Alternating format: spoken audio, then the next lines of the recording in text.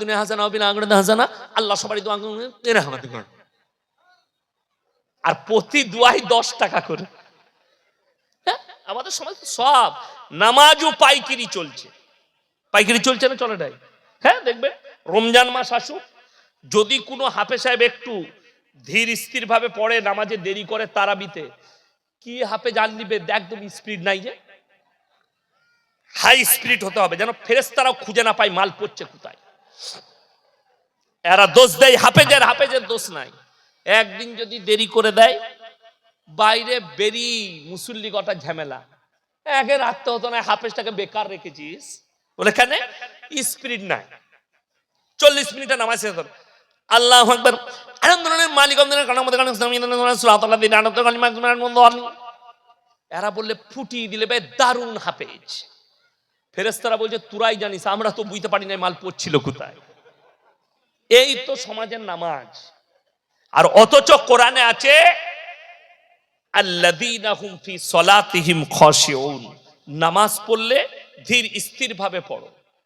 আমাদের নামাজ তো ওই জন্য রাসূল বলেছেন, রাসূল সাল্লাল্লাহু আলাইহি সাল্লাম বলেন, ফাইন্নাহু ইয়ারাক, তোমরা নামাজে দাঁড়ালে মনে মনে ভাববে আমি আল্লাহকে দেখতে পাই বা না পাই, আমার আল্লাহ আমাকে অবশ্যই দেখছে।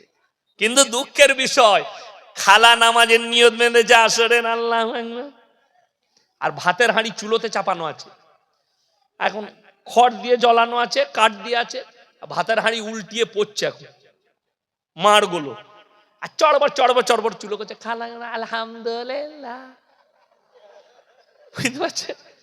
ও ভাতের হাঁড়ি দেখছে, ভাতের হাঁড়ি আর নামাজ একসাথে, নামাজ কেমন হবে? আমাদেরও নামাজ তাই, দোকান করেছে একটা নিয়ে, আমাদের দেশের লোকের অভ্যাস হচ্ছে ঠিক একামত চালু হবে তখনই ছুটবে মসজিদে ঢুকার লেগে, ঠিক কিনা? শুরু হয়েছে আল্লাহু আকবার আল্লাহু আকবার, ই তখন তাড়াতাড়ি গিয়ে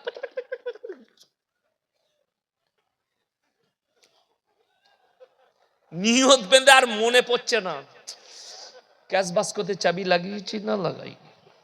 নামাজটা কেমন হবে? ক্যাশ বাস্ক আর নামাজ একসাথে, ওই রকমই নামাজ হবে।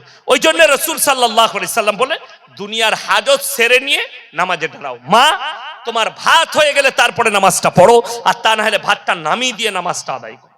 দুটোর মধ্যে একটা কাজ ফেলে রেখে ওই নামাজ হবে। এই আমি তখন তাল বিলিম, বুঝতে পারলে, ছুটিতে আসতাম, ইমাম সাহেব না থাকলে আমাকে বলতো ইয়াসিন নামাজটা পড়িয়ে দেবে। তো আমি একবার নামাজ পড়তে যাচ্ছি আসরে, তো পুকুরের পাড়ে এক দাদির ঘর, দাদি দেখছি নামাজের নিয়ত বেঁধেছে আল্লাহু আকবার। এখন বৌমারা ঝাঁটা খুঁজে বেড়াচ্ছে, দাদি কোথায় রাখলে, কোথায় খালা নামাজ বন্ধ মানে আঙ্গুল বাড়িয়ে দেখাচ্ছে। আমি বলি, দাদি এটা কি নামাজ? বলে, তোরা দুদিনকার মৌলবি, তোরা কি জানিস? আমরা অনেক দিন থেকে পড়ছি, আমরা খালি কবরে যা খালা বুঝতে পারবি।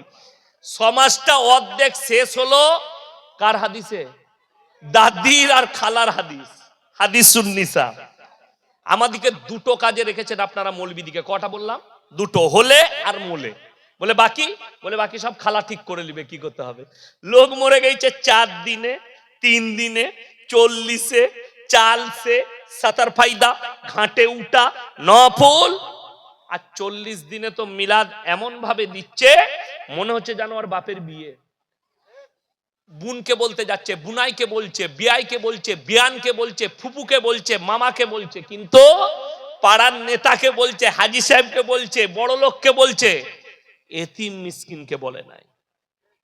ঠিক বললাম না? আর আপনি বলছেন আমার বাপের নেকি পাওয়া যাবে।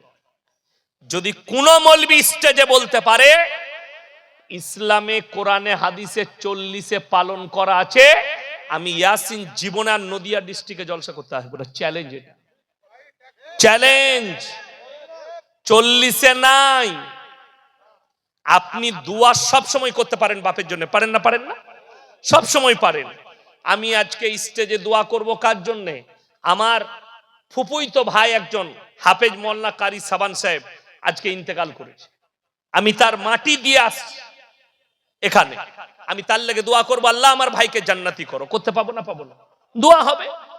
তো তার লেগে আমাকে 40 দিন গুনে গুনে রেডি হতে হবে। কে বললো তোমাকে? কোথায় পেলে? সমাজ। আর আমাদের দেশে মদ খা, গাঁজা খা, সুদ খা, বাড়ি খা, পাপের সাগরে ডুবে থাক, 40 দিনে হুজুরকে দাওয়াত দিয়ে মিলাদ পড়া, জান্নাত রেডি। এই যে টেন্ডেন্সি আপনার ব্রেনে ঢুকে গেছে, এইটাকে বার করতে হবে। এই জিনিসটাকে বার করুন, তবে আপনি বাঁচতে পারবেন।